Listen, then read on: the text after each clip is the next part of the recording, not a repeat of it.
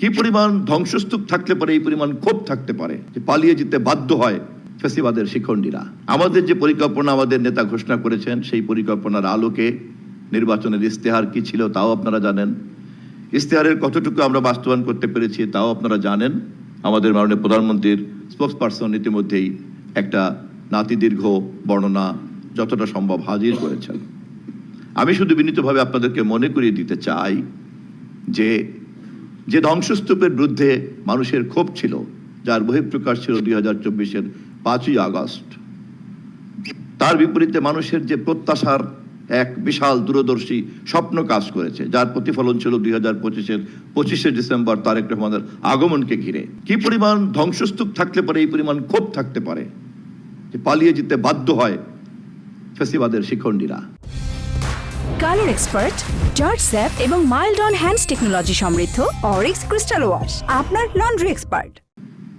কি পরিমাণ প্রত্যাশা থাকলে জনাব তারেক রহমানকে ঘিরে 2025-এর 25শে ডিসেম্বর এই পরিমাণ স্বতঃস্ফূর্ত ভালোবাসা বেরিয়ে পড়তে পারে। কি পরিমাণ শ্রদ্ধা ভালোবাসা থাকলে পরে বেগম খালেদা জিয়ার জানা যায় কোটি জনতার স্রোতে ভেসে উঠতে পারে। ফলে এই ধ্বংসস্তূপকে আগে আমাদের প্ল্যানকে বাস্তবায়ন করার উপযোগী করার একটা দায়িত্ব আমাদের ঘাড়ে পড়ে আছে। ফলে আমাদের পুরো পরিকল্পনাটাকেই ধ্বংসস্তূপকে পরিকল্পনা মাফিক পুনর্গঠনের কাজে নিয়ে যাওয়ার জন্য প্রথম দিকের একটি পর্ব আমরা এখন অতিক্রম করছি। এই পর্বে সেই ধ্বংসস্তূপকে অর্থনীতি বলেন, সমাজ বলেন, রাষ্ট্র বলেন, রাষ্ট্রের প্রত্যেকটি অ্যাপারেটাসকে বলেন, প্রত্যেকটি অঙ্গ বলেন, প্রত্যঙ্গ বলেন, প্রতিটি জায়গায় এটাকে আমাদেরকে প্রথমে ততটুকু ভাবে বিনির্মাণ করতে হচ্ছে যতটুকু বিনির্মাণ করতে পারলে আমাদের নেতার যে ঘোষিত আই হ্যাভ এ প্ল্যান, সেই প্ল্যানটাকে আমরা একটা কোর্স অফ অ্যাকশনে নিতে পারি। সে কারণেই প্রথম পর্বের এই দিনগুলিকে আমাদের ব্যয় করতে হচ্ছে যত না বেশি কর্মসূচি বাস্তবায়ন করার জন্য, তার চেয়ে বেশি বাস্তবায়ন করতে হচ্ছে ধ্বংসস্তূপকে নতুন কর্মসূচি গ্রহণ করার উপযোগী হিসাবে গড়ে তোলার জন্য।